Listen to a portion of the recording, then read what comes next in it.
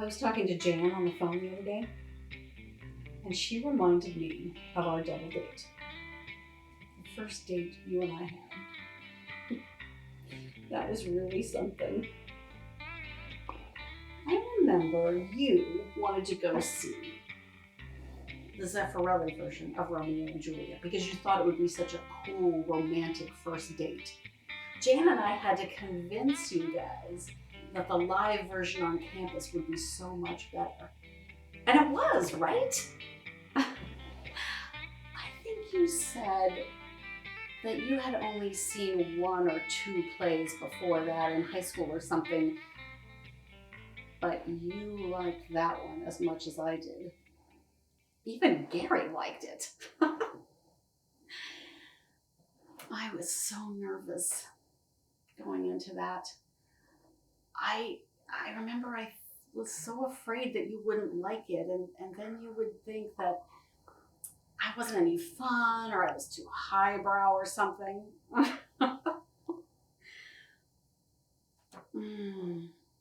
That was the night you found out how great live shows are. I will never forget that play as long as I live. Watching the two of them fall so deeply in love so quickly, in spite of everything that was in their way. That was such a great start for us. He jests at scars that never felt a wound.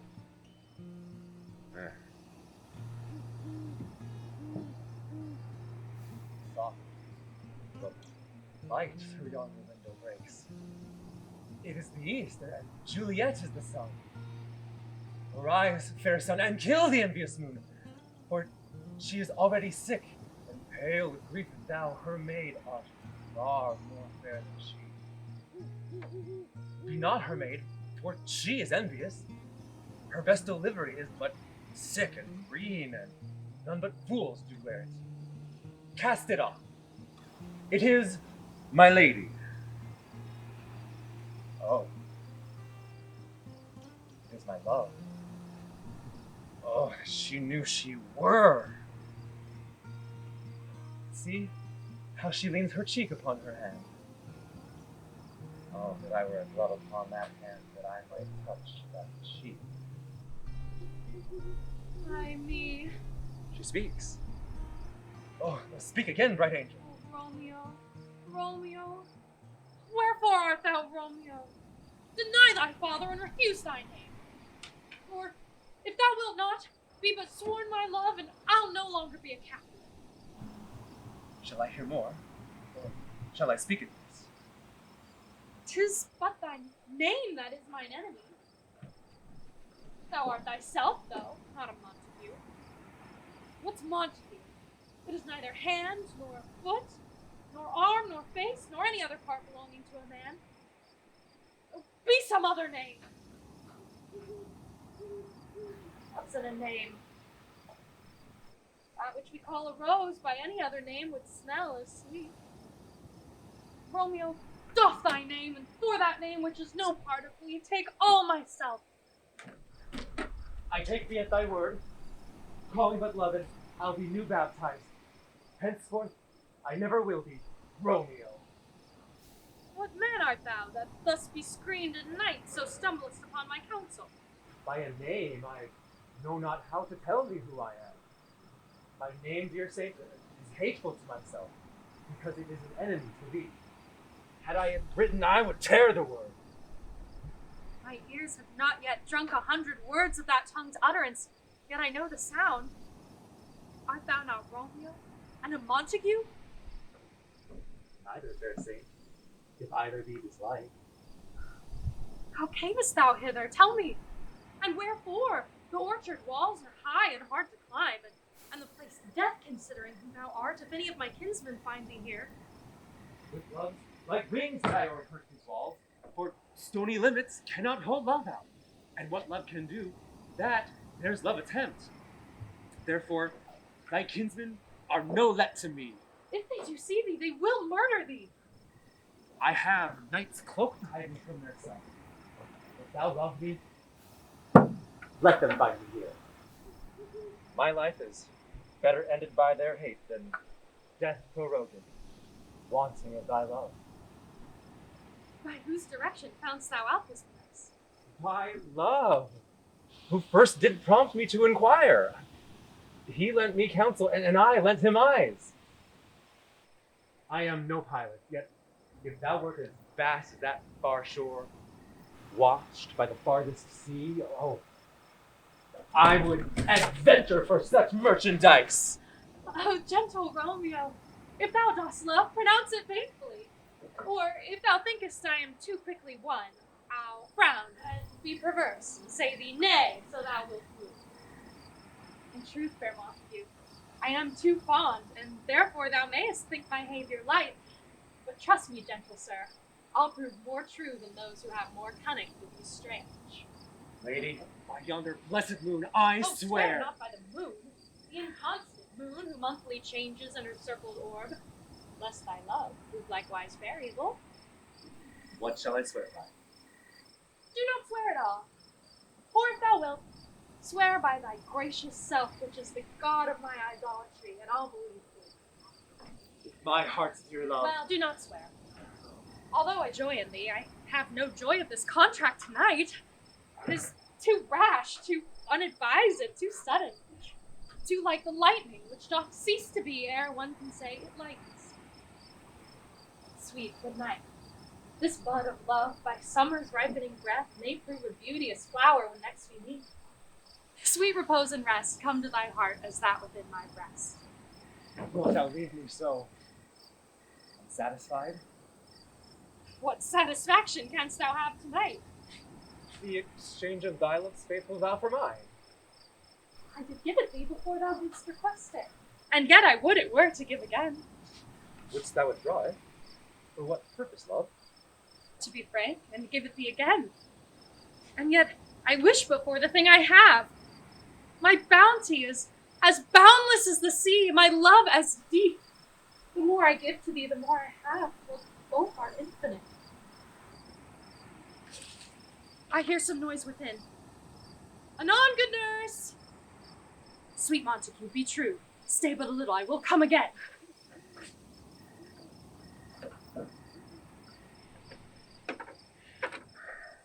Oh, blessed, blessed night. I am afeared. Being a knight, all this is but a dream. Too flattering sweet to be substantial. 3 words, dear Romeo, and good night indeed. If that thy bent of love be honorable, thy purposed marriage, send me word tomorrow by one that I'll procure to come to thee. Where and what time thou wilt perform the rite, and all my fortunes at thy foot I'll lay, and follow thee, my lord, throughout the world. I come anon! But if thou meanst not well, I do beseech thee. By and by I come! To cease thy suit, and leave me to my grief. Tomorrow will I send. So thrive my soul. 1,000 times good night. 1,000 times the worse to want thy light. Romeo! Romeo! Oh dear, At what o'clock tomorrow shall I send to thee? at the hour of 9. I will not fail. 'Tis 20 years till then. I have forgot why I did call thee back. Then let me stand here till thou remember it. I shall forget to have thee still stand there, remembering how I love thy company. And I will stay to have thee still forget, forgetting any other home but this. 'Tis almost morning. I would have thee gone, and yet no further than a wanton's bird who lets it puff a little from her hand, and with a silk thread plucks it back again. I would, bird. Sweet, so would I. Yet I should kill thee with much cherishing. Good night, good night. Parting is such sweet sorrow, but I shall say good night till it be morrow. Sleep dwell upon thine eyes, peace in thy breast. Would I were sleep in peace, so sweet to rest. Hence will I to my ghostly father sell, his help to craven, my dear hat to tell. We were so much luckier than they were. At least our families got along. But it wasn't always easy, was it? You could have claimed exemption when you were working on your master's degree. And by the time you were done, Nick was on the way, so that would have worked too. But I guess with your dad and all those uncles who had served, you just felt like you couldn't say no.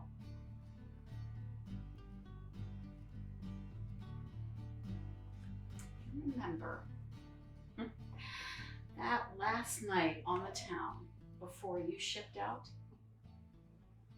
You were the one who wanted to go see Cyrano. What a fantastic production. So much beautiful language.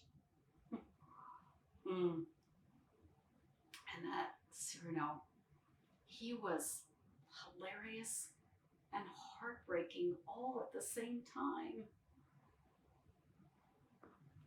There we were, about to be separated by a war ourselves. And that play hit home to me. The fact that you might not be able to come back.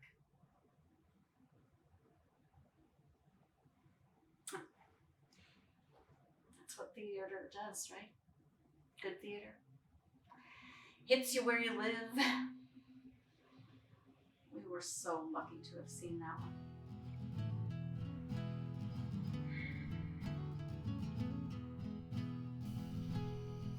Roxanne! Who calls me? I, Who's I? Christian! It's you? I want to speak to you. Good, speak softly. No, you speak badly. Go away. Let pity flow. No! You don't love me. To accuse me, Heavenly Father, of no longer loving when I love you more. Better. This love grew within, rocked in my anxious soul, which that cruel boy took for a cradle. That's better. But since he's cruel, you were mad not to stifle the newborn love in his bed. I tried that also, but unsuccessfully. This newborn babe, madam's a young Hercules, That's better.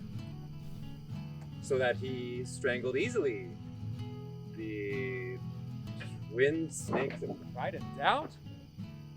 Well said, indeed. But why speak then in such a faltering fashion? Have you started limping with imagination? This is too difficult. Tonight your words are hesitant. Why?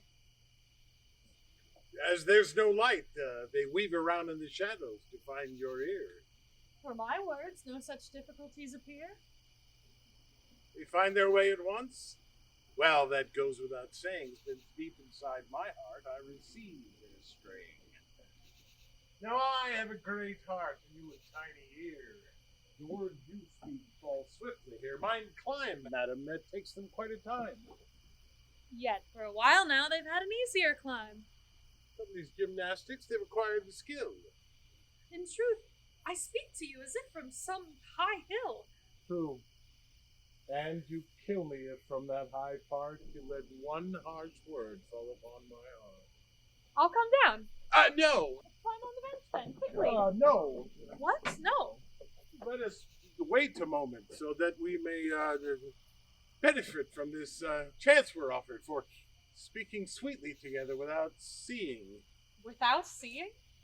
Yes, it's delightful. The eye scarce distinguishes. You see the folds of a long cloak of darkness. I view the whiteness of a summer dress. I am but a shadow and you a brightness. You don't know what these moments are to me. If ever I was eloquent, You are, indeed. language has never launched itself till now from my heart so truly. Why? Because till now I spoke with What? the dizziness where trembles whatever haunts your eye. But the night resembles a darkened stage where this first time I address you. You've quite a different voice, indeed. That's true. Different, yes. But protected by the night, I dare to be myself at last. I dare to. Where was I? I don't know. Forgive the emotion. So delicious, so new, this magic potion. So new. Yes, so new to be so sincere. Fear of being mocked always grips my heart. Mocked? For what? Like, for daring. That same heart of mine is always veiled by wit through shame. Reach for a star and stop instead for fear of being ridiculed. Rather a flowerlet. A flowerlet is fine. Tonight I disdain it. Never before have you spoken to me like this. Like this, far from the quivers, arrows, torches, you turn yourself towards things fresh and new. Instead of drinking fashion and waters, taking cold drop by drop, fine thimble of pretty gold, you find like this, how the soul might be refreshed, drinking full from the wide river's endless depth. But the wit? I employed it at first to make you stay. To do that now would be to pay insult to night, nature, the hour, the sense. With a single glance at the stars, the celestial beings strip us of all that's artificial. And yet I fear lest in our exquisite alchemy, truth-telling itself might simply cease to be, and the soul exhaust itself in empty musing. The ultimate being merely the end of things. But your wit. It's a crime to prolong such fencing endlessly in time. Besides, a moment comes, an inevitable one, and I do grieve for those to whom it never comes. We feel a noble love within us, so that each fine word we speak saddens the soul. Well, if that moment has come for us two, then, what words will you give me? All that come to me, I would throw towards you, wild, without making garlands. I'm stifled. I love you. I'm maddened. No more. I tell you your name in my heart's a little bell. And as I tremble, Roxanne, all the time, so all the time the bell rings, your name's its echo. I remember all about you, not but all I say. I remember last year, one day on the 12th of May, going out that morning, you altered your hair. You used to taking it for daylight, like the glare you find when you stare too long at the sun, seeing a red disk everywhere after it's gone. That I, when I quit the flames that flood me, see a stain of dazzling gold clothed all around me. Yes, that's love. It's true. Surely this feeling that I feel that is terrible and jealous is truly that of love. He always has a melancholy fury of love, and yet he's still not selfish purely. Oh, how I'd give my happiness for yours, even though you yourself might never know. If someday I might delight in happy laughter born of my sacrifice. Each look of yours excites a new virtue, a new courage in me. At long last do you begin to see? For you yourself, do you allow? Do you feel my soul at all rise through the shadows? truly, this night is too sweet, too beautiful. I saying all this to you, you listening, you to me. We. My dreams, even the least humble, I never hoped for such. Nothing left to do but die now. It's through words alone that I know that I tell you that you tremble in the blue branches, though. For you do tremble. Like a leaf among leaves, for you do tremble. If you wish it so, I feel your hands adorable trembling as it lays down the whole net of jasmine spray. Yes, I tremble, and I weep, and I love, and I am yours. You've intoxicated me. Then let death come! This intoxication, it is I who created it. I ask but one thing more. A kiss! What? You go too quick. You ask? Yes, but She's so moved, I must profit from it. But I know that I'm too audacious. You insist no more strongly than that? Yes, I insist. Without insisting. Your modesty is affronted. So this kiss no longer agrees with my idea. Why? What are you whispering for? Having gone too far, I scold myself, saying, "Hush, Christian." Music. Someone counts.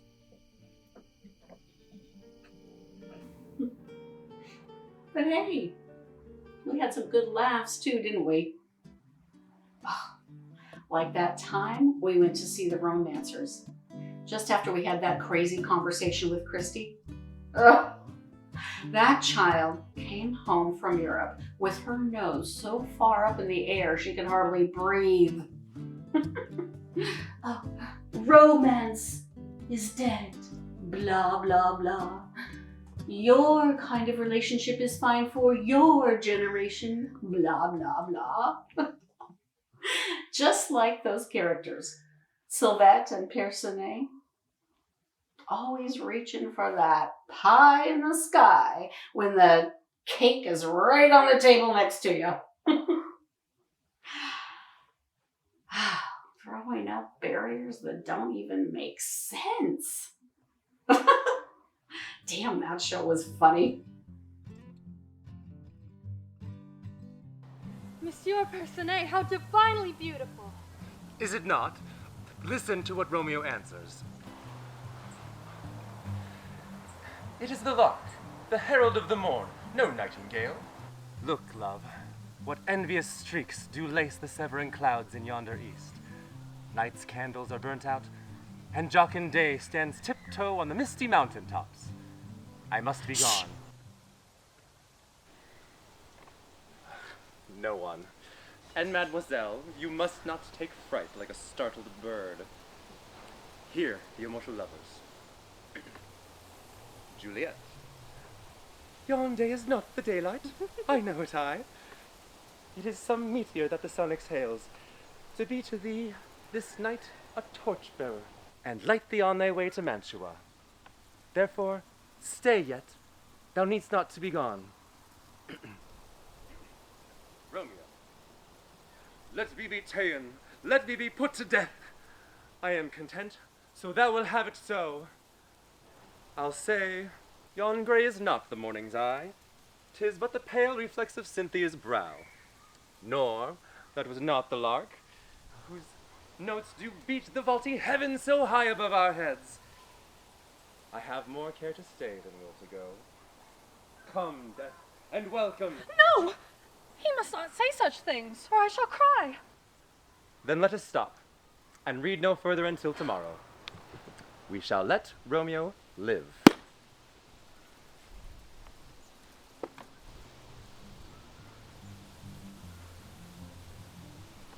This charming spot seems expressly made, it seems to me, to cradle the words of the divine will. The verses are divine, and the sweet air here is a divine accompaniment. And see these green shades. But, Monsieur Percinet, what makes them divine to me is the way you read. Flatterer. Ugh, those poor lovers. Their fate was cruel. I think... What? Nothing. Something that made you blush red as a rose? Nothing, I say. That's too transparent. I see it all. You are thinking of our fathers. Perhaps. Of their terrible hatred for each other. The thought often pains me and makes me cry when I am alone. Last month, when I came home from the convent, my father pointed out your father's park and said to me, "My dear child, behold there the domain of my mortal enemy, Bergamine. Never cross the paths of those two rascals, Bergamine and his son Percinet. Mark well my words and obey me to the letter. I shall cast thee off as an enemy." And I promised. But you see how well I keep my word. Did I not promise my father to do the same, Sylvette? Yet I love you. Holy saints! My dearest, I love you. It's sinful. Very. But what can we do? Oh, the greater the obstacles to be overcome, the sweeter the reward. Sylvette, kiss me. Never. But you love me. What? My dear, I too sometimes think of us and compare you and I with those other lovers. Of Verona. But I didn't compare. You and I are Juliet and Romeo. I love you to despair, and I shall brave the wrath of Pasquino Capulet and Bergam Montague. Then we love? Oh, but how, Monsieur Percinet, has it happened so soon? Love is born, we know not how, because it must be born. I often saw you pass my window, I saw you too. and our eyes spoke in silence. One day I was gathering nuts in the garden by the wall. One day, I happened to be reading Shakespeare. See how everything conspired to unite two hearts? A little gust of wind blew my scarf in your direction. And I climbed the wall to return it. I climbed too. And since that day, my dear, I have waited at the same hour, right here by this wall. And each time, my heart beat louder and faster, until I knew by your soft laugh that you were near. Since we love, we must be married. I was just thinking about that. I, last of the Pasquino, do solemnly pledge myself to thee, last of the Bergamine. What noble recklessness! We shall be sung in future ages. Two tender hearts of two hard-hearted fathers. But who knows whether the hour is not at hand when our father's hatred may end. I doubt it. I have heard stranger things. I can think of half a dozen. What, for instance? Imagine the reigning prince comes riding past someday. I run to him and kneel. I tell him the story of our love and our father's hatred. He demands to see my father and Bergamine, and they are reconciled. And he gives me your hand. Yes! Or else you languish, and the doctor declares you cannot live. And asks, "What ails you?" You answer, "I must have Sylvette." And his pride is then forced to bend. Yes. Or else an aged duke, having seen my portrait, falls in love with me, sends a squire to sue for my hand, and offers to make me a duchess. And you say no? He is offended. And then, some dark night, when I am in the garden meditating, he springs forth out of the darkness. I scream! I lose not a second in springing over the wall, dagger in hand. I fight like a tiger. You lay low, 3 or 4 men. My father rushes in, takes me in his arms. You tell him who you are. His heart softens, and he gives me to my savior. Your father consents, for he is proud of your bravery. And we live together for years, happy and content. This is not at all impossible, is it? Someone's coming. Kiss me!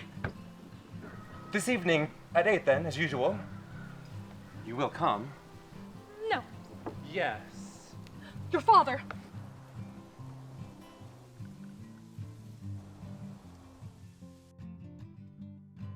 I still cannot believe that we ran into Jake and his folks at the intermission of that show.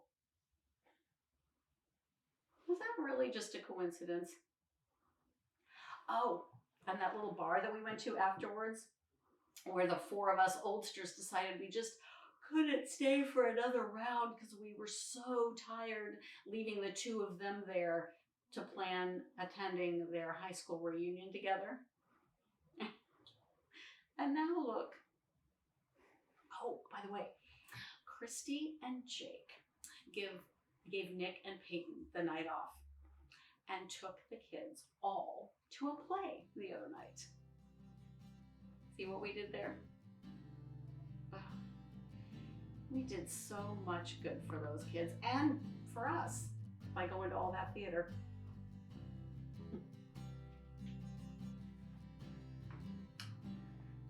No walls for us, huh, sweetie? Until now, I guess. I guess this is our wall, huh? I never thought in any kind of world that this would happen this soon. Or that if it did, I wouldn't be able to hold you. Don't worry. We're gonna be together again. Someday. Just like all those characters in those plays. Remember how they got around their barriers, got over their walls,